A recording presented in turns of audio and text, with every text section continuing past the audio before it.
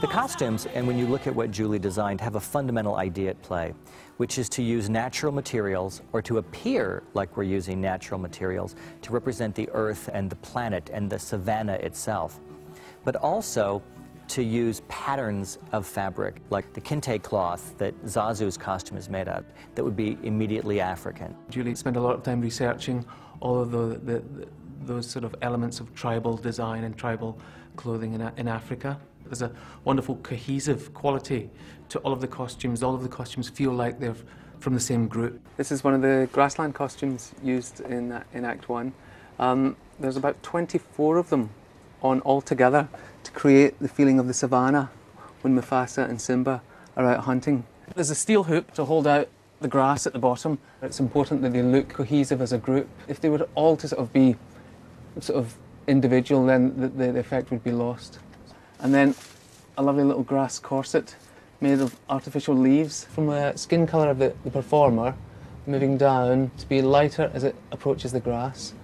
And then going up to the grass at the top. The board is incidentally made of the same sort of stuff that they make airplane wings out of, so that it's supremely light. It's really, really light. You'd be amazed at how light this is. It's so rare to have costumes that transcend just being costumes, that become scenery and become architectural elements on stage.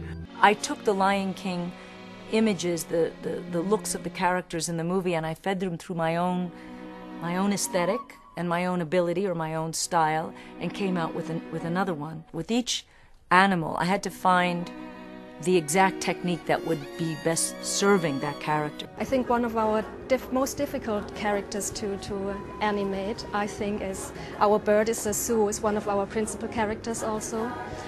The material of Zazu is also like carbon for the beak and for the body, and then a lot of feathers that we cut each by each, which is also quite a lot of work to cover it.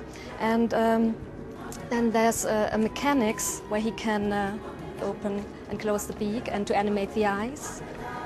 And then there's another handle for the wings. And all in combination makes a really lovely puppet, but it's really hard work for the character.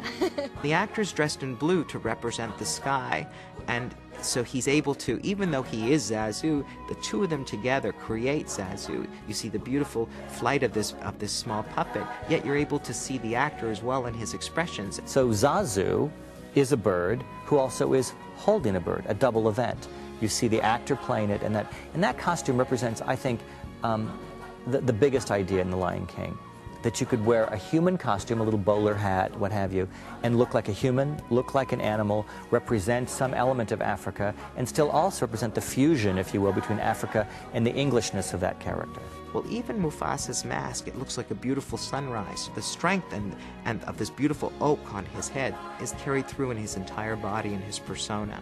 And that is the complete opposite of Scar. Scar's mask is all cut with different lines. Everything is askew. Everything is angular. It's such a great opposite to who Mufasa is. You know, they're just pieces of art by themselves. And the technique of fabricating them and creating them and making them move, all of that is just an extraordinary feat of sort of theatrical magic.